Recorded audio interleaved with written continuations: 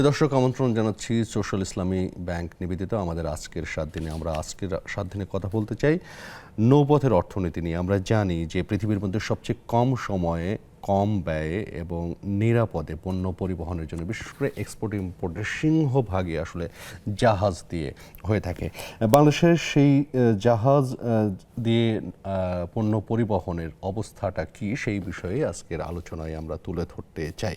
আর বিষয়টি নিয়ে কথা বলবার জন্য স্টুডিওতে আমরা 3 জন অতিথিকে আমন্ত্রণ জানিয়েছি। শুরুতেই পরিচিত হয়ে নেই আমাদের আজকের অতিথিদের সাথে। আমাদের সাথে শুরুতে রয়েছেন অবসরপ্রাপ্ত কমরেড সৈয়দ আরিফুল ইসলাম, সাবেক মহাপরিচালক, নৌ পরিবহন অধিদপ্তর। আপনাকে স্বাগত জানাচ্ছি। Thank you. এবং তার পাশেই আছেন জিএম সারোয়ার, সহসভাপতি, Bangladesh cargo vessel owners association. আপনাকেও স্বাগত জানাচ্ছি। এবং আমাদের সাথে আরও আছেন পার্টেক সিস্টার গ্রুপের head of marketing Mosharraf Hossain Bhuiyan. আপনাকেও স্বাগত। Thank you. আসসালামু আলাইকুম। যেমনটা বলছিলাম দর্শকের সাথে, আমি আলোচনাটা শুরু করতে চাই সৈয়দ আরিফুল ইসলাম আপনাকে দিয়েই, যে নৌপথের অর্থনীতি আমরা বলছি। আসলে নৌপথের যে অর্থনীতি বাংলাদেশের জন্য, সেটার সাইজটা কেমন এবং কি পরিমাণে আসলে পণ্য পরিবহন হয় আমাদের সমুদ্র এবং নদীপথে, সেটা আপনার কাছ থেকে একটু শুনে আলোচনার ভিতরে ঢুকতে চাই। ধন্যবাদ আপনাকে। একটা গুরুত্বপূর্ণ প্রশ্ন। আসলে বাংলাদেশের নৌপথ দিয়ে কি পরিমাণ বাণিজ্য আমাদের হয়। আমরা আসলে টোটাল ভলিউমটা এভাবে ক্যালকুলেট করতে পারি যে আমাদের টোটাল এক্সপোর্ট এবং ইম্পোর্ট ভলিউমটা কত। আমরা যদি ইম্পোর্ট এবং এক্সপোর্ট ভলিউমের দিকে তাকাই, আমাদের বিগত পরিসংখ্যান থেকে দেখা যায় আমাদের প্রায় 600 বিলিয়ন ইউএস ডলার মতন আমাদের ইম্পোর্ট, এবং এক্সপোর্টও প্রায় 70 বিলিয়ন ইউএস ডলার মতন এক্সপোর্ট। তো এই যে ইম্পোর্ট এবং এক্সপোর্টের এই যে ভলিউমটা, এটা মোস্টলি আমাদের নৌপথে আসে। মোর দ্যান 90% আমাদের নৌপথের মাধ্যমে এটা হয়ে থাকে, বিদেশি জাহাজের মাধ্যমে এবং আমাদের দেশীয় জাহাজের মাধ্যমে। এখন আমি জাহাজের কথা বললে একথা বলতে পারি যে এই জাহাজটা কারা, এরা কারা পরিবহন করছে। আমাদের দেশে সর্বসাকুল্যে যতগুলি প্রাইভেট জাহাজ আছে এবং সরকার এবং প্রাইভেট সেক্টরে যতগুলি জাহাজ আছে, এর সংখ্যা প্রায় 100টার মতন। এবং এই সব মিলে যে 100টা জাহাজ, এই 100টা জাহাজ দিয়ে আমরা কতটা পণ্য পরিবহন করতে পারি। 100টা জাহাজ হচ্ছে বড় জাহাজ, ইন্টারন্যাশনাল রুট ব্যবহার করছে। আমি ইন্টারন্যাশনাল কার্গোর কথা বলছি, যে এই টোটাল জাহাজের সংখ্যা 100। এই 100টি জাহাজের মাধ্যমে আমরা কতটুকু পণ্য আমরা পরিবহন করতে পারি। তো আমরা যদি এটার একটা মার্কেট ভ্যালু দেখি, যে আমাদের প্রতি বছর এই পণ্য পরিবহনের ক্ষেত্রে কত ডলার ব্যয় হয়, এই মার্কেটটা প্রায় অ্যাবাউট 9 to 10 বিলিয়ন ইউএস ডলারের মতো। এবং এই অ্যামাউন্টের মধ্যে বাংলাদেশের ফ্ল্যাগ ভেসেলের মাধ্যমে আমরা মাত্র 8 থেকে 10% পণ্য পরিবহন করতে পারি। তার মানে যে এইটা একটা সম্ভাবনাময় মার্কেট, একটা সম্ভাবনাময় জায়গা, এবং এখানে ইনভেস্ট করার অনেক স্কোপ রয়েছে। এখানে ছোট্ট একটা প্রশ্ন করতে চাই, বাট বাংলাদেশের সরকারের নীতিমালায় রয়েছে যে বাংলাদেশি পতাকাবাহী জাহাজে 50% আসলে মালামাল আনা নেওয়া করতে হবে। সেটা কেন আমরা অর্জন করতে পারছি না? Thank you very much. এটা খুবই একটা গুরুত্বপূর্ণ একটা বিষয়, যে আমাদের নিজস্ব পতাকাবাহী জাহাজের মাধ্যমে আমরা কেন পারছি না। এটার একটা কারণ হচ্ছে, আমাদের একটা সময় জানেন যে বাংলাদেশ শিপিং কর্পোরেশনের জাহাজের সংখ্যা খুবই কমে গিয়েছিল, যেটা পরবর্তীকালে বৃদ্ধি পেয়েছে। এবং এরপরে আমাদের যারা প্রাইভেট সেক্টরে যারা জাহাজ কিনেছেন, তাদের সংখ্যাও বেড়েছে। এর একটা মূল কারণ হচ্ছে যে সরকার এই জাহাজ ক্রয়ের ক্ষেত্রে অনেক ধরনের ট্যাক্স এভেশন করেছে, এবং এটার কারণে জাহাজের সংখ্যা হঠাৎ করে বাড়ছে। এবং এই বাড়ার পাশাপাশি আরেকটা ইনসেন্টিভ সরকারের পক্ষ থেকে এসছে, যেটা হচ্ছে ফ্ল্যাগ ভেসেল প্রোটেকশন অ্যাক্ট। আপনার 2019 সালে এই আইনটা সংসদে পাশ হয়েছে, এবং এই সংসদে যে আইনটা পাশ হয়েছে, তার মাধ্যমে আমাদের নিজস্ব ফ্ল্যাগ ভেসেলের মাধ্যমে আমরা টোটাল ইম্পোর্ট এক্সপোর্টের যে পরিমাণ ভলিউম আমাদের দেশে আসে, তার 50% আমাদের নিজস্ব পরিবহন ব্যবস্থায় আমরা আনতে পারবো। এখানে আরেকটা মজার ব্যাপার হচ্ছে যে আমাদের সরকারি কোষাগার থেকে যে সকল ইম্পোর্ট এক্সপোর্ট বাংলাদেশ থেকে হতে পারে, যেগুলো ইম্পোর্ট আসবে অথবা কোনো যদি এক্সপোর্ট হয়, সেটা কিন্তু 100% আমাদের সরকারি জাহাজ, শিপিং কর্পোরেশনের জাহাজের মাধ্যমে আসবে। তো সরকারের পক্ষ থেকে কিন্তু যতখানি প্রণোদনা দেওয়া দরকার, তার 100% দেওয়া আছে। কিন্তু আমরা এটাকে এইটার যে ফ্যাসিলিটিসটা, এটা 100% নিতে পারছে না। তার অন্যতম প্রধান কারণ হচ্ছে যে আমাদের জাহাজের সংখ্যা অনেক কম। আমাদের যদিও বাল্ক ক্যারিয়ার এর সংখ্যা কিছু বেশি, বাট কন্টেনারের দিক থেকে কিন্তু আমাদের জাহাজের সংখ্যা অনেক কম। সেটা করা গেলে নিশ্চয়ই আমাদের অর্থনীতিতে একটা বড় প্রভাব পড়তো, কারণ বিদেশি ডলার সাশ্রয় করা যেত। শুধু সাশ্রয় না, আমাদের দেশের ডলারটা দেশেই থাকবে। একে তো আমরা অন্য ফরেন লাইন্স যারা এখানে অপারেট করে তারা তো এই পরিবহনের টাকাটা তাদের দেশে নিয়ে যায়, আর আমরা যদি নিজস্ব জাহাজের মাধ্যমে পরিবহন করি তাহলে এই পরিমাণ অর্থ আমার দেশেই থেকে যাবে। তো এটা একটা মানে আমাদের ব্যবসায়ী যারা আছেন মেরিটাইম সেক্টর বিজনেস করেন তাদের জন্য একটা বড় ধরনের একটা সুযোগ বলে আমি মনে করি, এবং সেটা বাংলাদেশের জন্য একটা বড় সুযোগ হতো। আমি আপনার সাথে কথা বলবো আবারও।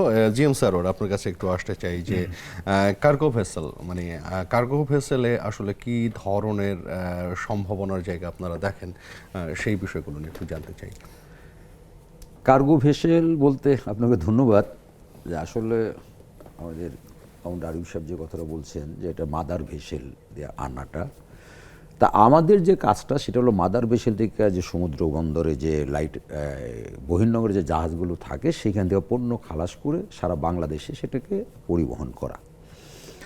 তো এই পরিবহন করতে যায় আমরা এখন একটা মানে মহাসংকট, যেটা শৃঙ্খলার একটা অভাব অর্থাৎ একটা বিশৃঙ্খল অবস্থা, মানে সম্ভাবনার জায়গায় শৃঙ্খলাহীনতা, সম্ভাবনার জায়গায় আসলে আপনি যে কথাটা বলছেন সম্ভাবনা হলো আসলে দেশের অর্থনীতিতে যে কথাটা আপনি প্রথমেই বলছেন যে নৌপথে পণ্য পরিবহন যতটা সাশ্রয় এবং কম সময় এবং কম সময় নিরাপদ করা যায় এবং নিরাপদ।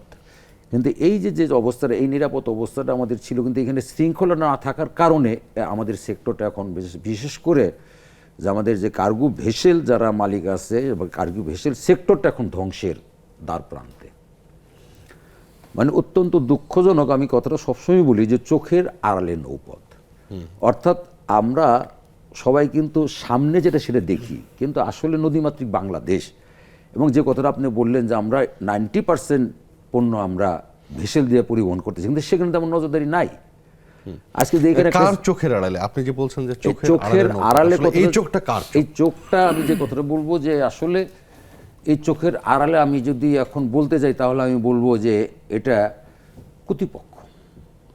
কারণ প্রত্যেকটা জায়গায় শৃঙ্খলা রক্ষা করার জন্য একটা কর্তৃপক্ষ, ডিপার্টমেন্ট আছে, সরকার আছে, মন্ত্রণালয় আছে, এবং সেখানে তদারকির অনেক অভাব আছে। এবং তদারকির যে অভাবটা সেটা এক সুস্পষ্ট। কারণ যেহেতু কেন সুস্পষ্ট, আপনি যে কথাটা আমি বলবো যে আপনি জানেন সারা বাংলাদেশে পণ্য পরিবহন করার জন্য 25 বছর যাবৎ, দীর্ঘ 25 বছর যাবৎ কিন্তু আমরা ওয়াটার ট্রান্সপোর্ট সেল অর্থাৎ সরকারেরই একটা গেজেট, সেটার অনুযায়ী কিন্তু আমরা সেটা পণ্য পরিবহন করতাম। এইটা করার আগে যে অবস্থাটা আমাদের ছিল, দেখা গেল যে পণ্য পরিবহন করতে যায় যদি এক লগে 3-4টা মাদার ভেসেল চলে আসে, তাহলে দেখা গেল যে আপনার অনেক পণ্যের এজেন্ট, লোকাল এজেন্ট যারা নাকি সিনে করে, তারা কি করতেন, যেখানে ভাড়া মনে করেন যে আপনার চট্টগ্রাম থেকে আপনার ধরেন গজারিয়া, নারায়ণগঞ্জ ভাড়া দিয়ে থাকে মনে করেন যে 600 টাকা, তারা তখন 1200 টাকা, কারণ তখন ক্রাইসিস। এই যে 1200 টাকা নিত, নেওয়ার পরে দেখা গেলো জাহাজ মালিক যারা তারা কিন্তু কম পাচ্ছে। মানে সেক্ষেত্রে নিশ্চয়ই এরকম একটা জায়গা থেকে আপনাদের আসলে এক ধরনের রেট থাকার প্রয়োজনীয়তা ছিল। সেই রেটটা কেন করতে পারে না, আমি সেই প্রসঙ্গে আসবো, রেটের প্রসঙ্গে। তার আগে আমি একটু ব্যবসায়িক জায়গা থেকে একটু আসি, যে কারণ মোশাররফ হোসেন ভূঁইয়া, আপনার কাছে যদি আসি, যে অনেক সময় আপনাদের সাথে এই টেবিলে টকশো করতে যে দেখেছি যে জাহাজের ভাড়া বৃদ্ধি, হ্যাঁ, মালামাল পরিবহন জাহাজের এই বেড়ে যাওয়ার কারণে দ্রব্যমূল্য বাড়ছে এবং সেটা সরাসরি এফেক্ট করে হচ্ছে ভোক্তা পর্যায়ে, এরকম অভিযোগ আপনারা করেছেন। আসলে আপনাদের সমস্যাটা কোথায়? থ্যাংক ইউ রানা ভাই। আলোচনার প্রথমেই আমি যদি যে আরিফ ভাইয়ের রেফারেন্স দিয়ে বলি যে লোকাল গভর্নমেন্ট যে শিপগুলো আছে আমাদের টোটাল, যেটা বলছেন 8-10% মতো করা যায়। এখানে আরেকটা জিনিস একটু অ্যাড করতে চাই, গভর্নমেন্টের সাথে সাথে কিন্তু অনেক বেসরকারি যে প্রতিষ্ঠানগুলো আছে তারা কিন্তু তাদের ওন অ্যারেঞ্জমেন্টে ওরা কিছু শিপ অলরেডি, এবং তারা করেছে because they need that, they need that service. এবং গভর্নমেন্টের সাথে সাথে বেসরকারি যে কোম্পানিজগুলো আছে, আমি নাম বলতে চাই না, ওই কোম্পানিজগুলো কিন্তু তাদের নিজস্ব অ্যারেঞ্জমেন্টগুলো তৈরি করে নিচ্ছে for their own sake, so that they can really keep continue their business. আরেকটা যদি বলি যে এটা আরেকটা বলার আগে যদি আপনাকে বলি যে এটা কেন, মানে মালিকানায় যে জাহাজগুলো আছে সেখানকার অব্যবস্থাপনা কি এর জন্য দায়ী মনে হয়? নট অনলি দ্যাট, অব্যবস্থাপনাকে এইভাবে বলা যাবে না, বলাটা অন্যায় হবে, বিকজ আমাদের কিছু তো ক্যাপাসিটি শর্টেজ আছে। তো সেখানে আমাদের অব্যবস্থাপনার পার্টটাকে আমরা এতভাবে হাইলাইট করতে চাই না, আমরা মানে বরং- নিজেদের পরিবহন আমরা বরং ব্যবস্থা চাই যে সহজ আমাদের করার। ওন নিডটাকে স্যাটিসফাই করার জন্য আমাদের এই অ্যারেঞ্জমেন্টটা করতে হবে, because we have to continue hour business. এখন আমরা যদি সবকিছু গভর্নমেন্টের উপরে তাকিয়ে থাকি, সেক্ষেত্রে আমাদের বিজনেস ফ্লোটাকে ঠিক রাখা অনেক সময় পসিবল হচ্ছে না। দ্যাটস ওয়াই ওরা করে নিচ্ছে যাদের সেই এবিলিটি আছে। আরেকটা যেটা বললেন যে আমাদের সরোর ভাই একটা কথা বলেছেন যে তদারকির বিষয়টা, যে এখানে একটা গ্যাপ আছে। আমি বলবো তদারকি তো আছে, তদারকির সাথে যে জিনিসটা ইফিসিয়েন্সি, সেটা হচ্ছে যে একটা জিনিস আমরা 10 দিনে করতে পারি, সেটা আবার 2 দিনেও করতে পারি। মানে it's my willingness and it's my capacity that how many days I will take for that process. এখন পোর্টে আমার একটা মাল এসে বসে আছে, ওই পোর্টে এসে যদি বসে থাকে, আমি যদি আপনার মনে করেন যে 10 দিন বসে থাকে, 10 দিনে কিন্তু আমার একটা কস্ট আছে, আমার কস্ট না শুধু গভর্নমেন্টের কস্ট আছে, গভর্নমেন্টের কস্ট আবার আমার উপর দিয়ে সিএনডব্লিউর উপর দিয়ে বিভিন্নভাবে কিন্তু এটা ইম্পোজ হয়ে যাচ্ছে। সো আমাকে কিন্তু সেই জিনিসটা আমাকে অবশ্যই দেখতে হবে। তো আপনি যেটা বললেন যে এই যে টোটাল জিনিসটা অলরেডি ডিসকাস হয়ে গেছে যে আমাদের প্রায় 80 থেকে 90% আমাদের আসে হচ্ছে শিপমেন্টের মাধ্যমে, কারণ এটা হচ্ছে অনেক ইজিয়ার। নাম্বার 2 হচ্ছে কস্ট এফিসিয়েন্সি, নাম্বার 3 হচ্ছে সেফটি, মানে বিভিন্ন ফর দিস রিজন। এখন আপনি দেখেন যে এখন যে সমস্যাটা হচ্ছে যে আমাদের এই ফ্রেটটা কিন্তু আমাদের একটা বিজনেসের ক্ষেত্রে 2 ভাগে ইম্প্যাক্ট করতেছে। একটা হচ্ছে আমার কোম্পানি প্রাইসের উপরে। আপনি দেখেন যে আমাদের রেড সি শুধুমাত্র লাস্ট আমি 1 মান্থের যে ইস্যুটা আছে, 1 মাস আগে বা 1.5 মাস আগে যে ঘটনাটা ঘটেছে রেড সি এর যে ইস্যুটা, সেখানে আপনার স্পষ্টভাবে আপনার যে জিনিসটা আমাদের ঘটছে সেটা হচ্ছে যে আমাদের এখন কিন্তু আর আপনার ওই যে রেড সি এরিয়া থেকে আসতে পারছে না, আসার কারণে ওরা ঘুরে সাউথ যেতে আফ্রিকা হচ্ছে। ঘুরে আসতে হবে, এবং ঘুরে মোর যেতে দেন হচ্ছে। 1 মান্থ আমাদেরকে সময় লাগছে। এই যে মোর দেন 1 মান্থ সময় আমাকে লাগছে, এটার কিন্তু একটা কস্ট আছে। মানে সময় এবং নাম্বার costing দুটোই 2 বেড়েছে। হচ্ছে সময় বেড়ে যাচ্ছে। নাম্বার 3 হচ্ছে আমার কিন্তু ক্যাপাসিটি ইনএফিসিয়েন্সি দেখা দিচ্ছে। কিভাবে জানেন যে যত এমনি আমার মানে কার্গোর শর্টেজ আছে, এগুলো যখন 1 মাস আবার ওই যে ফ্লোতে থাকে, তখন আবার বাকি যে শিপমেন্টটা প্রসেস করার কথা, সেখানে কিন্তু আবার গিয়ে আমরা ওইখানে ধরা খাচ্ছি। আপনাকে শুধু একটা এক্সাম্পল দিই, আমরা মানে কোম্পানিজের দিক থেকে অনেকেই মনে করে যে আমরা অনেক সময় প্রাইস বাড়াইতে চাই বা করতে চাই, মানে মানে none of the companies now in comfort zone, মানে প্রফিট না, সার্ভাইভাল ইস্যু এখন। কেন জানেন, আমরা শুধুমাত্র সিঙ্গাপুর থেকে আমাদের আগে একটা যদি শিপমেন্ট করতাম 40 ফিট কন্টেনারের জন্য $800 লাগতো, যেটা নাকি গত 15 দিন আগে আমাদের লাগছে হচ্ছে $2100, এবং এরপরে লাস্ট উইকের যে ইনফরমেশন সেটা লাগবে হচ্ছে $3000। সো 800 থেকে যদি $3000 হয়, how many Times the cost have been increase, এটা একদম ফিগার দিয়ে আপনাকে আমি মানে প্রুফ করতে পারবো। এরপর যেমন চায়না থেকে আমাদের বিজনেসটা অনেক বেশি হয়, আমরা অনেক কিছু র মেটেরিয়াল নিয়ে আসতে। চায়নাতে আপনি দেখেন যে $1500 যেটা লাগতো একটা 40 ফিট কন্টেনারের জন্য, এটা এখন লাগতেছে 4700 লাস্ট উইকের আমার আপডেট। তো আপনি বুঝেন যে আমার 3টা ফ্ল্যাগশিপ ব্র্যান্ড আছে। আমি জাস্ট একটু আলোচনার জন্য বলি আর কি। একটা হচ্ছে ডেনিশ ফ্লোরিডা অরেঞ্জ বিস্কিট, যেটা নাকি আমার ফ্ল্যাগশিপ ব্র্যান্ড। এই র মেটেরিয়ালটা আমরা আনি হচ্ছে আমাদের ইয়া থেকে, আপনার সুইজারল্যান্ড থেকে। সো আমাকে কিন্তু এখন ওই যে নট অনলি এক্সপোর্ট, ইম্পোর্টের জন্য কিন্তু আমাকে ওই শিপমেন্টের উপরে আমাকে অনেক ইম্প্যাক্টটা আমার কাছে অটোমেটিক্যালি চলে আসতেছে। আমার একটা লেক্সাস বিস্কিট আছে, এটা র মেটেরিয়াল আসে দুবাই থেকে। সো আমার আবার ওই শিপমেন্টের মাধ্যমে টানতে হবে। আমার ধরুন একটা বিস্কিট মানে বিশেষায়িত বিস্কিট, সেটা হচ্ছে নিউট্রিস বিস্কিট, সেটা হচ্ছে ডায়াবেটিক বিস্কিট, যেটা নাকি বারডামের রেসিপি অনুযায়ী চলতে হয়। And I don't have any chance to change the recipe. তো ওই রেসিপির প্রোডাক্ট মালটা আনতে হলে আমাকে ফ্রান্স থেকে এটার আনতে হয়, মানে আপনার র মেটেরিয়াল আনতে হয়। তো I am waiting for France. পরিবহন ব্যবস্থার কারণেও আপনার কস্টিং বেড়ে যাচ্ছে। বেড়ে যাচ্ছে। আর সেটা আজকে দুপুরের একটা গল্প বলি, একটা জায়গায় গল্প হচ্ছিল আমার, সেখানে বলছিল যে পণ্যের দাম বাড়ছে কিন্তু প্যাকেটের আকার ছোট হয়ে যাচ্ছে, প্যাকেজিং ছোট। এটাও ইমপ্যাক্ট ফেলছে মনে হয়। আমি আপনাকে এগ্রি করে প্রথম হচ্ছে এগ্রি করে নিচ্ছি, বিকজ আমাদেরকে ইয়া করতে হবে আর কি। আমাদের প্রোডাকশন কস্ট আগে যেটা 10 টাকা ছিল, এটা এখন অলমোস্ট ধরেন আপনার 90%-এর উপরে বেড়ে গেছে, প্রায় 19 টাকা হয়েছে। কোনো প্রোডাক্ট আপনি দেখতে পারবেন না যে 5 টাকার প্রোডাক্ট 6 টাকা বিক্রি হচ্ছে, কারণ 5 টাকাটা 5 টাকায় করতে হচ্ছে। কাঁচামাল আমদানি এবং ডলারের, তখন আমাকে কি করতে হচ্ছে, কোনো না কোনো ভাবে আমাকে কিন্তু ওই যে কিছুটা জায়গায় হাত দিতে মানে হচ্ছে। ডলার প্রাইস এবং পণ্য আমদানির কস্ট, মানে কাঁচামাল আমদানির কস্ট আপনাদের বড় একটা এবং impact আপনাকে এটা ফেলছে। বলে রাখি যে এটা আমাদের অ্যাফোর্ডেবল না। এই যে ওয়েট কমাচ্ছে, এই ওয়েট কিন্তু ইজ নট মানে ইভেন এনাফ টু মানে আরো ছোট করতে চান। আরো ছোট করতে চাই না, আরো অনেক কিছু করা। মানে আমার কোম্পানিজগুলো যেমন লাস্ট মান্থে উই হ্যাভ সিন দ্যাট আমাদের পিএনএল হচ্ছে we are in losing position, we are not making profit, and company is bearing the company, because একসময় হয়তো প্রফিট করবো বা অতীত করেছি, সেটাকে আমরা অ্যাডজাস্ট করে চলবো। জি, আমরা আলোচনায় আসবো, একটা বিরতি নিতে হচ্ছে, একটা বিরতি নিয়ে আসি। প্রিয় দর্শক, নিচ্ছি ছোট্ট একটা বিরতির সাথেই থাকুন।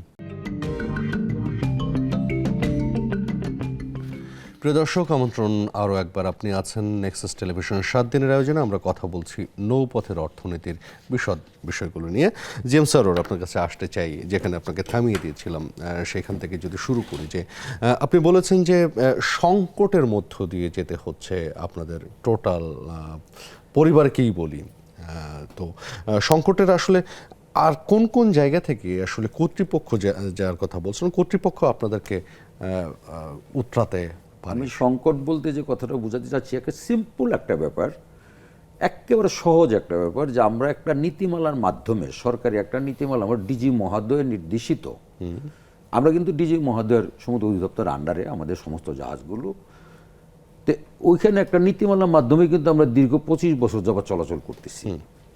মানে এই চলাচলটা যে কোনো একটা ট্যাকটিক্যাল কারণে যেখানে ব্যাহত হয়ে গেছে, কিন্তু এটাকে যে এটাকে নীতিমালায় না আনার কারণে কিন্তু এখন আপনার যেটা ছিল WTC ওয়াটার ট্রান্সপোর্ট সেল, যেখান থেকে সারা বাংলাদেশে আমরা একটা নির্ধারিত মূল্যে, আপনার যেমন মনে করেন যারা ফ্যাক্টরি মালিক, তারা কিন্তু তারা প্রাইভেট, নট কমার্শিয়াল, কারণ তারা তাদের যে পণ্যটা আছে সেটা তাদের জাহাজ আছে, সেটাতে তারা পণ্য পরিবহন করেন। কিন্তু আমরা যে পণ্যটা পরিবহন করি, আমরা তো সারা বাংলাদেশে করি, অর্থাৎ আমাদের প্রায়োরিটি দিতে হয় কাদেরকে? আমাদের প্রায়োরিটি দিতে হয় যে প্রথম দিতে হয় আপনার সার, আপনার খাদ্য, ঔষধ, এগুলো আমরা প্রাধান্য দিই। তো এটা কিন্তু আমরা একটা সুষ্ঠু নীতিমালা মাধ্যমে করে আসতেছিলাম, কিন্তু এই নীতিমালাটা না থাকার কারণে আপনার, আমি এই যে আমাদের ডিজি মহোদয়, সাবেক ডিজি মহোদয় এখানে আছেন, উনি অবশ্য অনেক সার্কুলেশন জারি করছেন যে অবশ্যই এটাকে শৃঙ্খলা রক্ষার জন্য আপনার সিরিয়ালভুক্ত হতে হবে। অর্থাৎ এখন অবস্থাটা কি হয়েছে, ওই যে চোখের আড়ালে নৌপথ, অর্থাৎ ওইখানে কিছু পণ্যের এজেন্ট এবং কিছু অসাধু ব্যবসায়ী, তারা এটাকে কুক্ষিগত করে একটা ভেসেল দেওয়া দেখা গেল যে 5টা 6টা টিপ দিচ্ছে। সেই অসাধু ব্যবসায়ীরা আপনাদের অ্যাসোসিয়েশনের অন্তর্গত না? অ্যাসোসিয়েশন অন্তর্ভুক্ত বলতে এখানে দুইটা পার্ট আপনার, আমরা হলো Bangladesh cargo vessel honour association, যতগুলো আপনার ভেসেল আছে, লাইটার ভেসেল, সেটার অনার হলো আমরা। আর পণ্যের এজেন্ট যারা, তারা কিন্তু আমাদেরই নিয়োগকৃত, আমাদেরই নিয়োগকৃত, এবং তারা ওইখান থেকে পণ্যটা, যে মাদার ভেসেলের পণ্যটা, সেটা খালাস করার দায়িত্ব তাদের থাকে।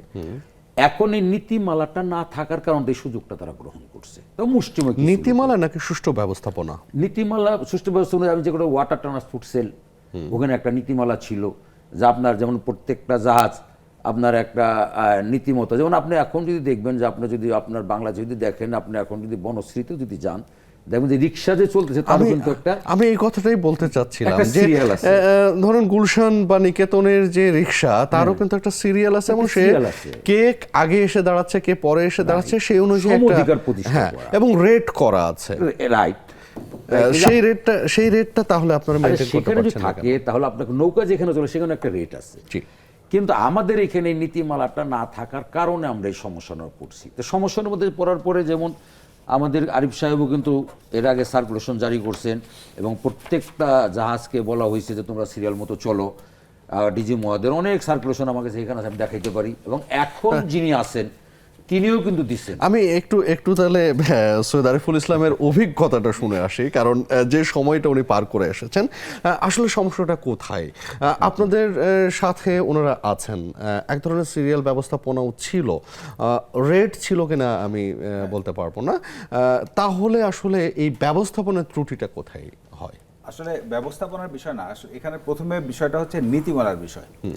একটা আমি একটু আগে থেকে বলতে চাই যে বাংলাদেশে কি পরিমাণ বাল্ক কার্গো আসে। ওনারা তো জেনারেলি বাল্ক কার্গোটাকে পরিবহন করেন।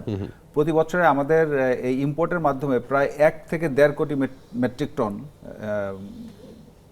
বাল্ক কার্গো বাংলাদেশে আসে, এবং এই কার্গোগুলি আমাদের ইনল্যান্ড ওয়াটার ট্রান্সপোর্ট ওয়েজের মাধ্যমে দেশের প্রান্তিক অঞ্চলে পৌঁছে দেওয়া হয়। এটাই হচ্ছে এই ট্রান্সপোর্ট এই ব্যবস্থাপনাটা ওয়াটার ট্রান্সপোর্ট সেল করে থাকেন। এখানে কয়েকটা পক্ষ আছে। পক্ষের মধ্যে একটি হচ্ছে ওয়াটার ট্রান্সপোর্ট সেল, যেখানে সাধারণ জাহাজ মালিকরা ওখানে সিরিয়ালভুক্ত হয়। আরেকটি আছে ফ্যাক্টরি মালিক, মানে যাদের নিজস্ব জাহাজ আছে, সেই জাহাজের যে কথাটা মোশাররফ হোসেন ভূঁইয়া বলছিলেন, যেটা আছেন সেটার মাধ্যমে পরিবহন করতেছে। এখন এই ব্যবস্থাটা 2003 ফর্মাল ওয়েতে 2003 সাল থেকে এটা চলে আসতেছিল। এখানে কিছু ছিল, ডিফারেন্স অফ ওপিনিয়ন ছিল। যেমন ফ্যাক্টরি মালিকরা ওনাদের সিরিয়ালভুক্ত হতে চাইতেন না। ওনাদের ওই আগের যে নীতিমালাটা ছিল সেখানে বলা ছিল যে ফ্যাক্টরি মালিকগণ ওনাদের নিজস্ব জাহাজের মাধ্যমে 50% ওনারা পরিবহন করতে পারবেন, বাকি যদি প্রয়োজন হয় তাহলে তাহলে যে সাধারণ মালিকের জাহাজ থেকে নিতে হবে এবং ওয়াটার ট্রান্সপোর্ট সেল থেকে নিতে হবে। এই ওয়াটার ট্রান্সপোর্ট সেলটা একটা সরকারি গেজেটের মাধ্যমে, একটা সরকারি নীতিমালার মাধ্যমে পরিচালিত হচ্ছিল। এখন উনাদের যে এই যে একটা ডিফারেন্স হলো, ওনারা মনে করছিলেন যে ওনাদের স্বার্থ রক্ষা হচ্ছে না, এই সমস্ত কারণে ওনারা কোর্টে মামলা করেন এবং মামলার মাধ্যমে ওইটাকে স্টে অর্ডার দিয়ে এটাকে বন্ধ রাখা। এখানে আমরা পত্রপত্রিকায় যেটা দেখেছি যে আসলে কিছু মালিকের, প্রভাবশালী মালিকের কারণে এইটা মেনটেন করা হচ্ছিল না, সেটা কি আসলে ঠিক না, না? ওইটা তো অন্য জিনিস। একটা জায়গাতে একটা মনে করেন যে ওয়াটার ট্রান্সপোর্ট সেল একটা নীতিমালার আন্ডারে কাজ করে এবং সেখানের ব্যবস্থাপনাটা ওয়াটার ট্রান্সপোর্ট সেলের নিজস্ব ব্যবস্থাপনা এবং এই ব্যবস্থাপনাগুলি ওখানেই তো সমস্যাটা হচ্ছিল যে সিরিয়ালটা মেনটেন ঠিকভাবে হচ্ছিল না, আমি যদি ভুল বলে না থাকি। সিরিয়াল জিএম স্যার মেনটেন কি বলবেন? হচ্ছিল না, এটার ব্যাপারে কিন্তু অভিযোগটা খুব বেশি না। এটার ব্যাপারে আমি এখন আমার স্যার স্বীকার করুক আর না করুক, আমি এটাকে একেবারে প্রমাণ সাপেক্ষে বলবো যে কতিপয় লোকের জন্য মনে করে সেক্টরটা ধ্বংস। আচ্ছা, আপনি এটুকু বলেছেন, বাকিটা আমি আমি আসলে ওদিকে যেতে যাচ্ছি না, কারণ কমার্শিয়াল এটার ব্যবস্থাপনা যেহেতু ওনারা নিজস্ব ওনাদের নির্বাচিত প্রতিনিধিদের মাধ্যমে এটা করে থাকেন, সুতরাং ওখানে আমার মন্তব্য নাই, কারণ এটা ওনারাই করেন এবং ওনাদের নিজস্ব ব্যবস্থাপনার মাধ্যমে চলে। তো এইখানে কিছু ট্রাস্ট ইস্যু যেটা আপনি বললেন, এই ট্রাস্ট ইস্যুর কারণেই ওনারা এখন হয়তো একত্রিত হতে পারছে না। মানে এই এক পক্ষ আরেক পক্ষের উপরে আসলে আস্থা এই রাখতে পারছে আস্থার না। জায়গাটা যখন তৈরি হবে, আমি আশা করি তখন হয়তো ওনারা আবার একত্রে চলার সুযোগটা তৈরি হবে। তো একসাথে চললে এটার ইয়েটা কি, এটার সুফলটা কি? ওয়াটার ট্রান্সপোর্ট সেল সরকার যে একটা নীতিমালা করেছেন, এই নীতিমালার উদ্দেশ্য হচ্ছে যে এই ওয়াটার ট্রান্সপোর্ট সেলটা অলমোস্ট সরকারের একটা নৌপথের একটা পরিবহন পুল হিসাবে কাজ করে এবং এই পরিবহন পুলে যারা ইম্পোর্টার পণ্য নিয়ে আসছেন, দেশের মধ্যে নিয়ে আসতেছেন, ওনাদের কাছে ডিমান্ড দেয়, ওনাদের কাছে রিকুইজিশন দেয়, রিকুইজিশন দিলে আগে আসলে আগে পাবেন ভিত্তিতে ওনারা এই নীতিমালার মাধ্যমে দিয়ে থাকেন। এখন ওই ব্যবস্থাপনার মধ্যে যদি কোনো ব্যত্যয় ঘটে থাকে, তাহলে সেটা অবশ্যই ওনারা নিজেদের উদ্যোগে এটাকে ইনভেস্টিগেশন করতে পারেন বা আমি সেই জায়গাটা একটু সরোর কাছে যেতে চাই। সরোর ভাই, আপনারা গত এপ্রিল মের দিকে BIWTA নামে আরেকটা মানে তিন পক্ষ মিলে একটা ফর্ম দাঁড় করানোর চেষ্টা করেছে, সেটাও খুব বেশি কাজ করছে না আস্থা সংকটে। এটা হলো যে আমরা যখন নাকি মানে আমার মৃত্যু সজ্জায় যখন কুরআমিন দেওয়া হয় না, তা আমরা একটা কুরআমিন দিতে চেয়েছিলাম। তার কারণটা হলো, আমি একটা জিনিস বলতে চাচ্ছি, সেটা হলো যে নীতিমালা বা শৃঙ্খলা রক্ষা করার দায়িত্ব কার? না, WTC না। শৃঙ্খলা যেমন আমার সার্ভে, রেজিস্ট্রেশন, প্ল্যান সব কিছু দিচ্ছে ডিজি শিপিং, সরকার অনুমোদিত। এখন আমার এখানে আপনার যখন নাকি প্ল্যান দেওয়া হয়, তখন দেখা যায় কতগুলো কার্গো এখানে দরকার, সেই হিসেবে দিচ্ছে। তেমন সব কিছু দেওয়ার পরে এখন ডিজি শিপিং বলতেছে আমার কাছে সার্কুলেশন আছে, ডিজি শিপিং বলতেছে যে সিরিয়ালে চলতে হবে, এখন ডিজি বলতেছে সিরিয়ালে চলতে হবে, এখন প্রশাসন বলতেছে সিরিয়ালে চলতে হবে। এখন আমরা ওইখানে যখন মিটিং করি, আমার কাছে না হলো 10টা রেজুলেশন আছে, প্রত্যেকটা রেজুলেশনে সবাই স্বাক্ষর করছে যেখানে চলতে হবে, তো তারপরে চলছে না কেন? তো কেন চলছে না? যদি এটা যদি করতে যেতে, আইন তো আমি নিজের হাতে তুলে নিতে পারি না। আইন প্রয়োগ করার জন্য ওই যে চোখের আলায় নৌপথ, আমি যে কথাটা বলতেছি, যে আমি কেন সরকারের দৃষ্টি আকর্ষণ করতেছি, অন্তত এই সেক্টর, আজকে আপনি অবাক হয়ে যাবেন যদি একটু আপনারা যদি খবর নেন যে আমাদের জাহাজ মালিকরা, এমনও জাহাজ মালিক আছে 3 মাস 4 মাস তার স্টাফের বেতন দিতে পারতেছে না। এই পর্যন্ত 3বার স্ট্রাইক করছে আমাদের শ্রমিকরা। হ্যাঁ, আবার এই স্ক্রাপের একটা কথা বলেন, আপনার গুরুত্বপূর্ণ। দেখেন, এই যে আজকে যে স্ক্রাপটা হয়ে যাচ্ছে, জাহাজগুলো কমে যাচ্ছে, অর্থাৎ শৃঙ্খলা কমে যাচ্ছে, কিন্তু যখন আবার ইনপুটটা আরম্ভ হবে, তখন আমরা ক্রাইসিস সৃষ্টি হবে না? তখন কিন্তু দেখেন যে ক্রাইসিস, তখন দেখবেন যে আপনার তখন কি হবে, যে এখন যেখানে ভাড়া আছে 500 টাকা, সেখানে হচ্ছে 1500 টাকা। তো এটা তো ভোক্তাদের উপর যে পড়বে। স্ক্র্যাপ হওয়াটাও আমি এখন মনে করি যে আমাদের আপনার কি মনে হয় যে আসলে মানে প্রয়োজনের তুলনায় বেশি জাহাজ আমাদের হয়ে গেছে? প্রয়োজনের তুলনায় বেশি জাহাজ হয় নাই। যে ভাইজান যখন একটা কথা বলছে সেটা আমি বলি, সেটা হলে নিশ্চয়ই ওনারা, না আমি ওনার সাথে আমি দ্বিমত করছি না। উনি প্রাইভেট যদি উনি হয়, উনি যদি, আমি যে কথা, উনি যদি প্রাইভেট হয়, ওনার যদি ইনপুট করেন ওনার ফ্যাক্টরির জন্য, ওনার যদি 10টা জাহাজ থাকে, তাহলে সেখানে উনি ওনার পণ্য করে উনি প্রাইভেট করুক, উনি প্রাইভেট করুক। কারণ প্রাইভেটের জন্য সব জায়গায় আপনি দেখবেন যে এক জায়গায় প্রাইভেট গাড়ি আছে, কিন্তু আপনি প্রাইভেটও করবেন, আপনি কমার্শিয়ালও করবেন, নীতিমালা মানবেন না, সেটা কি হয়? হ্যাঁ, সেটার জন্যই তো আজকে এই অবস্থাটা। আমরা তো সবাই সিরিয়ালে চলতে চাচ্ছি, মানে প্রাইভেট গাড়ি ভাড়া দিয়ে দিচ্ছে প্রাইভেট গাড়ি। এখন তার পণ্য যখন আছে তখন সে টানতেছে, তারপরে সে দেখা গেল যে আরেকজনের পণ্যটা টানতেছে। তাহলে এখানে যে কথাটা আছে, যে কথাটা কি আছে, সুস্পষ্ট গণপ্রতিনিধি বাংলাদেশ সরকারের বাণিজ্য মন্ত্রণালয়ের সুস্পষ্ট নির্দেশনা আছে, অর্থাৎ সুষ্ঠু নীতিমালার মধ্যে পণ্য পরিবহন করার জন্য আমাদের উপরে দায়ভার আছে।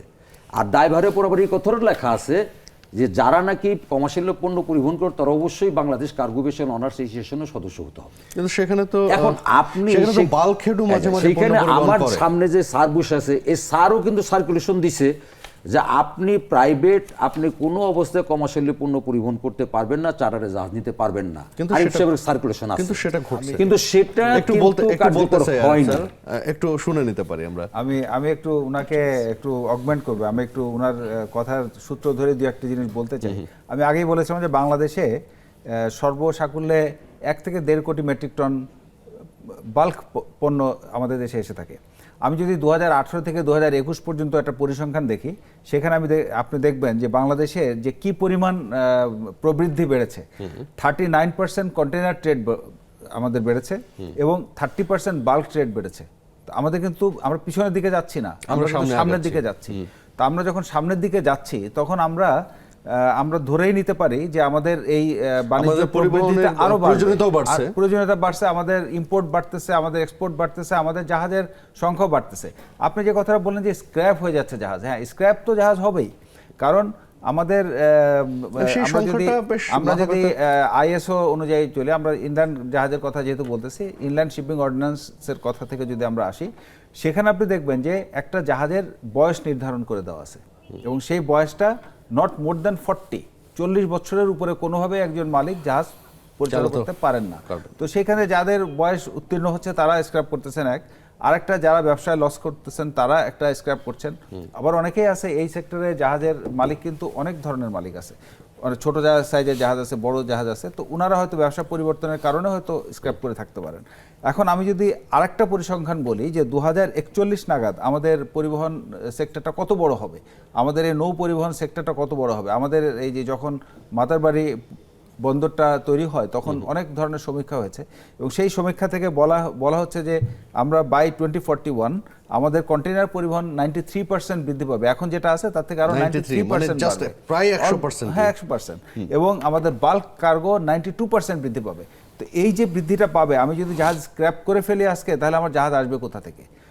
আর আমি যদি আপনার একদম মানে একেবারে সরল সহজ অঙ্ক ধরে হিসাব করি যে 1,50,00,000 টন জাহাজ যদি আমার দেশে আসে, তাহলে আমাকে যদি আমি প্রতিটা জাহাজ, আমাদের এখানে কিন্তু 2 ধরনের জাহাজ বা আরও কয়েক ধরনের জাহাজ কাজ করে। প্রথমত 1,500 টনের নিচে জাহাজ এবং 1,500 টনের উপরে জাহাজ, এই হচ্ছে আমাদের সাধারণ বিভাগ। কেন 1,500 টনের উপরে নিচে?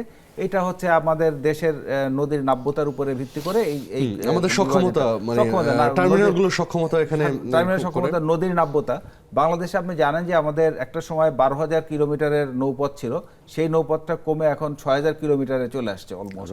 যদিও এখানে এফোর্ট আছে সরকারের পক্ষ থেকে, এই বাড়ানোর প্রচেষ্টাটা এর মধ্যে কিছুটা বেড়েছে। তো এখন আমরা যদি ওইটাই মনে করি যে 6,000 কিলোমিটারের নৌপথ, আবার এইটা মনসুনের সময় এরকম, আবার উইন্টার সিজনে কিন্তু এই নৌপথটা আরো অনেকখানি কমে যাচ্ছে। তো সেটার পরিমাণ 3 থেকে 7 দিন। আমি সক্ষমতার জায়গাটা বুঝছি, সম্ভাবনার জায়গাটা বুঝছি, কিন্তু অব্যবস্থাপনা বা হচ্ছে যে বিশেষ করে সিরিয়াল ডিজিটালাইজেশন, আমরা ডিজিটাল বাংলাদেশ থেকে স্মার্ট বাংলাদেশে হাঁটা শুরু করেছে, সেইটার ছোঁয়া কতটা লেগেছে? কারণ ওই জায়গাটা অনেকটা হয়তো সম্ভাবনা তৈরি করতে পারে নতুন করে। আমরা সেই প্রসঙ্গে আসবো, কিন্তু একটা বিরতি নিতে হচ্ছে। প্রিয় দর্শক, নিচ্ছি ছোট্ট একটা বিরতি, সাথেই থাকুন।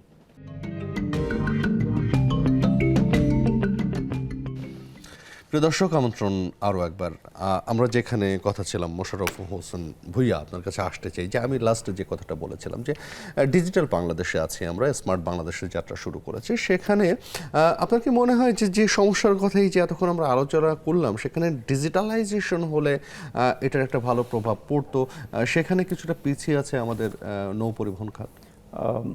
প্রথমেই বলে নিই যে ডিজিটালাইজেশনের কোনো অল্টারনেটিভ নেই। অ্যান্ড আমাদের বাংলাদেশও দিস ইজ ট্রু দ্যাট আমরা অনেক দূর এগিয়ে যাচ্ছি ইন অল সেক্টরস, বাট এই নো সেক্টরের যে সেক্টরটার কথা বলছি এখানে আই থিঙ্ক যে এখানে কিছু লিমিটেশন এখন আমাদের কাজ করছে। একটা জিনিস একটু বলতে চাই, যেমন সরোয়ার ভাই আরিফ ভাই যেটা বলেছিলেন যে নীতিমালার কথা সরোয়ার ভাই বলেছেন, আরিফ ভাই বলেছেন, নীতিমালা কিন্তু ইট ইজ ম্যান্ডেটরি থিং এবং এটা আছে। নীতিমালা না এমন কোনো অর্গানাইজেশন নাই, এবং আমরা দেখছি যে মানে এসওপি ছাড়া কোনো অর্গানাইজেশন বা কোনো সংস্থা চলতে পারবে এটা হয় না। কিন্তু নীতিমালাতে প্রবলেম হচ্ছে যে অ্যাসোসিয়েশন ওনারদের ভিতরে যে ইস্যুটা আমাদের সরোয়ার ভাই কথাটা বললেন, এখন এই প্রবলেমগুলো তো থাকবে, আরও কয়েকটা জায়গায় কিন্তু আছে। আমরা অনেক সময় প্রায় আমরা মিনিস্ট্রি অফ ইন্ডাস্ট্রির সাথে আমরা বসছি, আমাদের বেসরকারি যারা প্রতিনিধি ছিলেন আমাদের মালিক পক্ষ থেকে আমরা গিয়েছি এখানে, তো আমরা কিন্তু অনেকগুলো সেটিং দিয়েছি, বাট ওইখান থেকে কিন্তু অনেক আসছে যে না এই জিনিসগুলো আমরা আপনাদের রিয়েলাইজ করলাম, বাট পরবর্তীতে এক্সিকিউশনে গিয়ে দেখলাম ইট ইজ স্লো, এটা হচ্ছে না আর কি। তো সেখানে বলি যে নীতিমালা থাকবে অথবা নীতিমালা এখন কোনো কারণে হয়তো স্টপ হয়ে আছে হাইকোর্টের কোনো রায় বা কোনো কারণে, বাট গভর্নমেন্ট এখানে একটা বড় রুল আছে এটাকে করা, বিকজ এখানে পার্টিসগুলো তো অনেক এবং কেউ স্ট্রং কেউ উইক হোয়াট এভার, বাট এখানে গভর্নমেন্ট যদি ইচ্ছা করে এটাকে টোটালটাকে একটা ফরম্যাটে নিয়ে আসা তাদের পক্ষে সম্ভব, এবং এটা কিভাবে করবে this is their own issue. এখন আপনাকে বলি ডিজিটালাইজেশন, আমি আপনাকে শুধু একটা এক্সাম্পল বলি, হাতিরঝিলে আপনি যে আমরা তো এখন গুডস যেটা নাকি আমরা কার্গোটা বলছি, বাট আপনি মানে পিপল ট্রান্সপোর্ট হাতিরঝিলে যে ব্যবস্থাপনা, আপনি ইচ্ছা করলে একটা মানে যে এখানে যে নৌকাগুলো আছে এখানে উঠতে পারবেন না কিন্তু, বিকজ এখানে একটা ফরম্যাট করা আছে, টিকিট নেবেন দেন আপনি উইল গো। বেস্ট একটা এক্সাম্পল বলি তাহলে আরো ক্লিয়ার হবে, সেটাতে আপনি ব্যাংকে যান, যে কোনো একটা ভালো ব্যাংকে, সেখানে গিয়ে দেখবেন আপনি যখন কোনো সার্ভিস নিতে চান আপনাকে একটা টোকেন নিতে হবে। এখানে 100 জন লোক আছে, there is no issue how many, এবং থাউজেন্ডস অফ পিপল থাকলে বিকজ ওই সিরিয়াল যাবে। কারণ কি, ওইটা হচ্ছে ডিজিটালাইজেশনের ইম্প্যাক্টটা। এবং আপনি জানেন যে আমরা ব্যাংকে, আমার মনে হয় না যে লাস্ট 6 মান্থ আমি ব্যাংকে গিয়েছি, বিকজ আমার মোবাইল ফোন ইজ এনাফ, আমার ল্যাপটপ ইজ এনাফ, আমার ইলেকট্রিসিটি দেওয়ার জন্য, মোবাইল ফোন দেওয়ার জন্য, এভরিথিং। তো আমরা যেটা বলি যে এখানে যে একটা তো ইন্টারন্যাশনাল কিছু ইস্যুস আছে, এখানে কিন্তু আমরা অনেকটা ডিজিটালাইজেশনের পক্ষে চলে আসছি। এবং এখানে আরেকটা ইনফরমেশন আপনাকে দিয়ে, আমাদের যে দুইটা সংস্থা আছে BIWTA এবং BIWTC, they are trying, but এখানে আসলে কি আরেকটু মানে প্রাণচঞ্চল যে একটা এগ্রেসিভনেস ওনাদের আরেকটু এখানে যদি আসে এখানে সলভ হবে। যেমন আপনি এক্সাম্পল হিসেবে বলি যে আমাদের কিন্তু 12টা মানে রিভার পোর্ট আছে শুধু লোকালি, 22, এবং 448টা middle port, small and middle আছে, যেগুলো নাকি আমরা সবগুলো ইউটিলাইজ এখন করছি না। এই সবগুলোকে যদি আমরা একটা ফরম্যাটে নিয়ে আসি, মানে আমরা যদি এটাকে একটা ডিজিটালাইজেশন আওতে নিয়ে আসি, এবং এইরকমভাবে হবে আর কি, আপনি যদি এখন মানে আপনি যদি একটা পাসপোর্ট করতে চান, আপনি কিন্তু বলতে পারছেন এটা কার দপ্তর আছে, একদম আপনি you need to ask to anybody. তা আপনি যখন এই ডিজিটালাইজেশন চলে যাবেন, আপনি ওইটা বলুন না যে সিরিয়াল ব্রেকলেস থাকবে না, রাইট? ডিজিটালাইজেশন আপনাকে ইজিয়ার করে দিবে ওই প্রসেসটা। আপনার এই কথা থেকে যদি আমি আসতে চাই কমোডর সৈয়দ আরিফুল ইসলাম আপনার কাছে, যে আমাদের নৌযান বা নৌপথে কি ডিজিটালাইজেশনের মানে অবস্থাটা একটু পিছিয়ে আছে কিনা, এবং সেটা হলে আরো বেটার সার্ভিস আমরা তৈরি করতে পারতাম। Thank you very much. আমাদের আসলে নৌ পরিবহন যখন আমরা বলি, এটা কিন্তু ব্যাপক। আমরা এই নৌ পরিবহনটাকে একটা সামুদ্রিক, একটা আভ্যন্তরীণ। সামুদ্রিক পরিবহনের ক্ষেত্রে কিন্তু আমাদের বিশেষ কোনো সমস্যা নাই, এবং ওইটা কিন্তু অনেক সুন্দরভাবে চট্টগ্রাম বন্দর এবং আমাদের যতগুলি বন্দর আছে, মোংলা বন্দর, ওনারা কিন্তু অনেক সুন্দরভাবে এটাকে ম্যানেজ করেন। এটা নিয়ে আমাদের বিশেষ কোনো কথা নাই। আমাদের কথাগুলি আসছে সব ক্ষেত্রে অভ্যন্তরীণ নৌযানগুলোর ক্ষেত্রে। এখন মুশারফ ভাই যেটা বললেন, আমাদের বন্দরের সংখ্যা, এখানে কিন্তু বন্দরের সংখ্যা অনেক, আমাদের প্রায় 22টার মতো মেজর পোর্ট এবং 450টা বা তারও বেশি আছে মিডিয়াম সাইজের পোর্ট, এরকম হচ্ছে আমাদের সংখ্যা। এখন এই যে অভ্যন্তরীণ পরিবহন ব্যবস্থাটাকে মনিটরিংয়ের মধ্যে রাখা দরকার, এবং এই মনিটরিংটা রাখতে হলে আমরা আমাদের সমুদ্র বন্দরগুলোকে দেখি যে তারা VTMS এর মাধ্যমে করে, ভেসেল ট্রাফিক ম্যানেজমেন্ট সিস্টেম, এটার মাধ্যমে করে, এবং এটা ওয়ার্ল্ড ওয়াইড এটাই সিস্টেম, এবং এটার মাধ্যমেই তারা সকল ধরনের ম্যানেজমেন্ট করে। এই ম্যানেজমেন্টটা কি, যখন কোনো জাহাজ বন্দরে আসে তখন তার আর্লি ইনফরমেশনটা সে দেয়, সে কোথায় যাবে, কি করবে না করবে, তার সব কিছুই এটার মাধ্যমে নিয়ন্ত্রিত হয়। একদিকে যেমন বন্দরের নিরাপত্তা রক্ষা হয়, অন্যদিকে ওই জাহাজের সিরিয়াল রক্ষা করা হয়, এবং পণ্য পরিবহনের লোডিং আনলোডিং সকল ধরনের সেবা এখানে দেওয়া হয়। পাশাপাশি যদি আমরা পলিউশন কন্ট্রোলের কথা বলি, সেইগুলো কাজও কিন্তু এটার মাধ্যমে করা সম্ভব। সুতরাং এইটার কোনো বিকল্প নাই। এখন আমাদের অভ্যন্তরীণ আমরা যে আলোচনায় ছিলাম যে মিসম্যানেজমেন্টটা হচ্ছে এবং যার কারণে ওনারা সাফারার হচ্ছেন, সেইখানে আসলে কি করা, ওইখানের মধ্যে আমি আসছি আমি বললাম ওভারঅল ভেসেল ম্যানেজমেন্টের কথা। এখন যে সরার ভাই অনেক বারবারই এমফাসিস করছেন একটা নীতিমালার ব্যাপারে, এবং এটা নীতিমালা তো অবশ্যই দরকার। কর্তৃপক্ষের নজরদারির উপরে। এখন কর্তৃপক্ষের নজরদারি এবং নীতিমালা, এখন আমি যদি 2003-এর যে নীতিমালাটা ছিল সেখানে যদি যাই, সেখানে নীতিমালাটাও ছিল, নীতিমালার পাশাপাশি একটা তদারকির ব্যবস্থাও কিন্তু তার মধ্যে ছিল। তদারকি মানে একটা সরকারি কর্তৃপক্ষের মাধ্যমে বন্দর থেকে, ডিজি শিপিংয়ের পক্ষ থেকে, কাস্টমসের পক্ষ থেকে একটা কোর কমিটি তৈরি করে এই ওয়াটার ট্রান্সপোর্ট সেলটা সঠিকভাবে তাদের কার্যক্রম পরিচালনা করছে কিনা সেটা তদারকির একটা ব্যবস্থাপনা সেখানে ছিল। এখন ওই নীতিমালাটাকে একটা সংস্থা যেটা আপনার 25 বছর ধরে একটা নীতিমালার মাধ্যমে, সেটা ভুল হোক বা সঠিক হোক, একটা নীতিমালার মাধ্যমে পরিচালিত হয়ে আসছে, সেই নীতিমালাটা যখন মধ্যখান থেকে সরিয়ে নেওয়া হলো, তাহলে তো এখানে একটা বিশৃঙ্খল পরিবেশ বিরাজ করবেই। এখন এইটার একটা বিকল্প একটা নীতিমালা তো এখানে স্থাপন করতে হবে। এখন সেই স্থাপন করা যাদের দায়িত্ব, আমাদের অনুরোধ থাকবে ওনারা যেন এই কাজটা দ্রুততার সাথে করেন। এখন এটা হলো নীতিমালার ব্যাপার। এখন নীতিমালার পাশাপাশি আসছে ব্যবস্থাপনার ব্যাপারটা। ব্যবস্থাপনাটা কি? ব্যবস্থাপনাটা হচ্ছে ওনারা ওয়াটার ট্রান্সপোর্ট সেলের যে দৈনন্দিন যে ব্যবস্থাপনাটা করেন, সিরিয়ালভুক্ত করা, এবং এই সিরিয়াল মোতাবেক তারা জাহাজগুলোকে দিচ্ছেন কিনা, তাদের যে পেমেন্টগুলো সঠিকভাবে আসছে কিনা, এবং পেমেন্টটা ডিসবার্সমেন্ট সঠিকভাবে হচ্ছে কিনা, এটাই তো ব্যবস্থাপনা। এবং এই ব্যবস্থাপনাটা আমি যতটা জানি যে ওনারা এখনও অ্যানালগ সিস্টেমে করছেন, ওই হয়তো ফর্ম ফিল আপের মাধ্যমে করছেন, অথবা টেলিফোনের মাধ্যমে করছেন, বা এইরকম মানে হাতে লেখা কাগজ খাতায়, হ্যাঁ এইভাবে কাজটা হচ্ছে। আপনার কি মনে হয় ওই জায়গায় আসলে ডিজিটালাইজেশন দরকার? এই জায়গাটার মধ্যেই ডিজিটালাইজেশন দরকার। এখন আমি আপনাকে বলতে পারি ওনাদের কাছে দু একটা প্রতিষ্ঠান, আমি জাহাজি বলে একটা প্রতিষ্ঠান আছে, তারা একটা ডাটা রিচ একটা প্রতিষ্ঠান, ওনারা অনেকবার আসছেন, ওনারা কিছু সাজেস্ট করতে চান যে এই ধরনের একটা, যদি তারা সকল জাহাজের মধ্যে একটা ডিভাইস দিবে, এবং সেই জাহাজটা কোথায় কোথায় যাচ্ছে না যাচ্ছে তার ট্র্যাকিং সহ, এবং এই জাহাজটা যখন তার রিপোর্টিং এরিয়ার মধ্যে এসে পৌঁছাবে, তখন সে অটোমেটিক্যালি সে সিরিয়ালভুক্ত হয়ে যাবে। এখন এই সিরিয়ালটা কিন্তু আর কেউ পরিবর্তন করতে পারবে না। তো এইটা ব্যবস্থাপনার ব্যাপার। এখন এই ব্যবস্থাপনার বিষয়টি ওনারা যারা মালিক পক্ষ আছেন, যারা এটা আসলে সব পক্ষ একসাথে বসে আসলে করতে হবে। আমরা আসতে চাই, আমার আরেকটা বিরতির সময় হয়ে গেছে। প্রিয় দর্শক, নিচ্ছি আরো একটা বিরতির সাথেই থাকুন।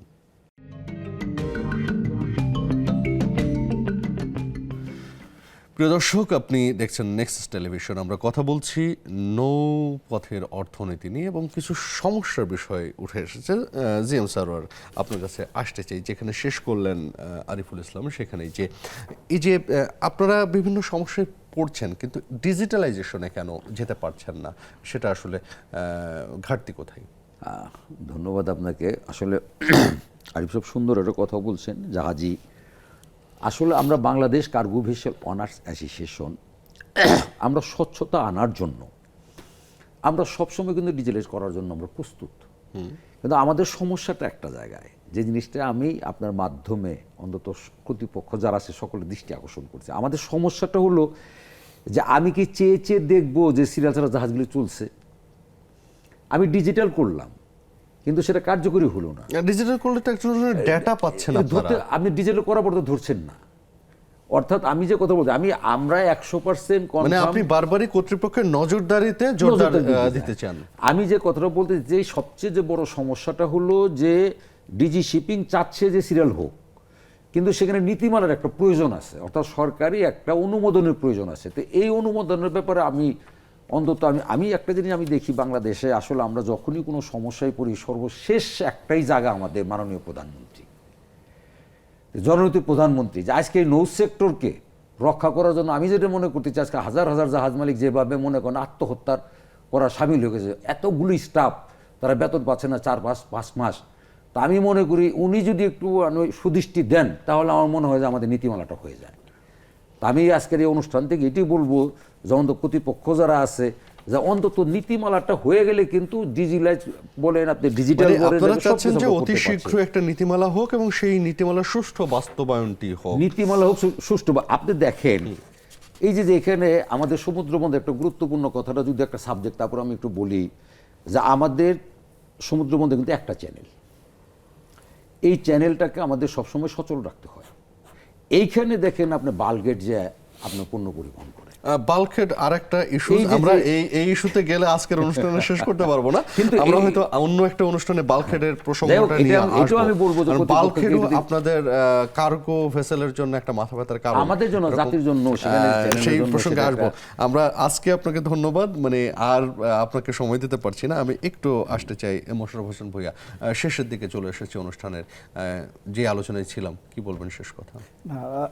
আলোচনায় একটা জায়গায় আমরা চলে আসছি, আমরা three of us is in one point, সেটা হচ্ছে যে একটা হচ্ছে নীতিমালা আর একটা হচ্ছে সুষ্ঠু এটা প্রয়োগ, ব্যবস্থাপনা সুষ্ঠু ব্যবস্থাপনা এবং নজরদারিটা বাড়াতে আমি হবে। আপনাকে শুধু ওই যে একটা ব্যাংকের একটা এক্সাম্পল বললাম, আমি আরেকটা জিনিস বললাম যে হাতিরঝিলে আপনি দেখেন যে ট্রাফিকের কোনো ইস্যু নাই, but there is thousands of cars is moving.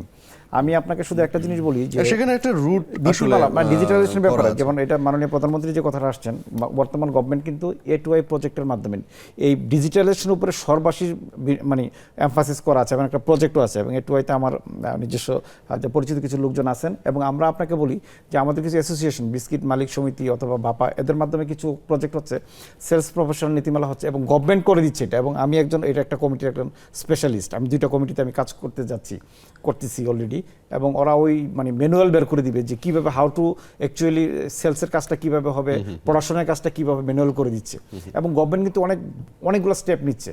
তো হয়তো কোনো না কোনো কারণে এই সেক্টরটা কিন্তু আসলে এই আলোচনারও থ্রু একটা ছিল না, and thanks to you and thanks to Nexus TV যে একটা এরকম একটা ইম্পর্টেন্ট একটা জায়গাকে একটা হাইলাইটিং একটা পজিশন নিয়ে আসা, বিকজ এখনও খুব একটা চ্যানেলে বা কোথাও একটা আমরা এটা দেখতে পাইনি, মানে আমি নিজেও এটা ফিল করিনি আর কি, আমি বিভিন্ন সময় টকশোতে যাই।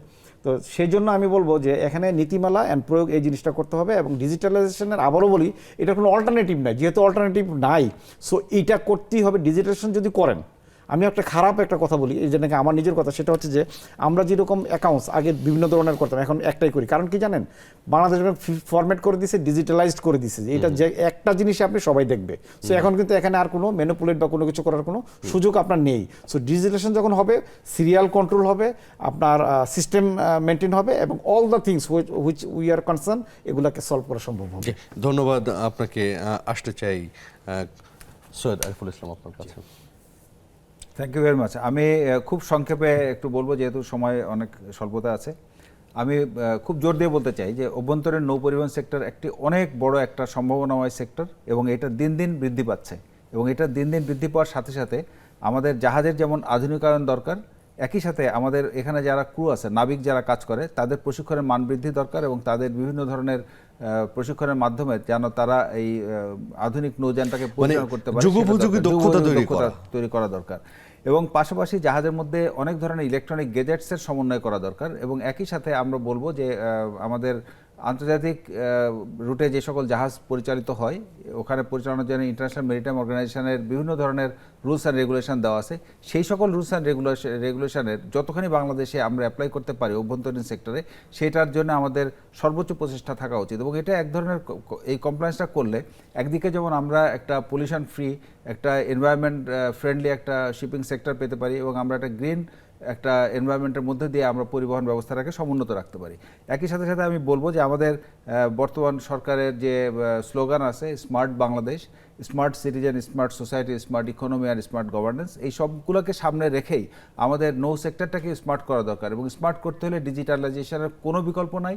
এবং আগামী, আমি যে পরিসংখ্যান আপনাকে বললাম, 2041 সালের মধ্যে আমাদের এই খাতে কন্টেনারাইজ পরিবহন 93% বৃদ্ধি পাবে, এবং বাল্কের ক্ষেত্রে 92%। মানে যেখানে অপার সম্ভাবনা রয়েছে, এবং নদীপথ যেখানে একটা সম্ভাবনা সেক্টর বাংলাদেশের জন্য, সেটার আধুনিকায়নের কোনো বিকল্প নেই, নাই, ডিজিটালাইজেশনের বিকল্প নেই। এবং নিশ্চয়ই আজকের আলোচনা থেকে আমরা এই প্রত্যাশাটা রাখতে পারি যে অচিরেই আপনারা সব পক্ষ একটা জায়গায় আসতে পারবেন এবং ডিজিটালাইজেশনে জোর দিবেন। আপনাদের তিনজনকে অসংখ্য ধন্যবাদ আমাদের এই আয়োজনে আসবার জন্য। Thank you. প্রিয় দর্শক, এই ছিল আমাদের আজকের আয়োজনে। দেখা হবে আবারও, সে পর্যন্ত সবাই ভালো থাকুন, সুস্থ থাকুন এবং সুন্দর থাকুন।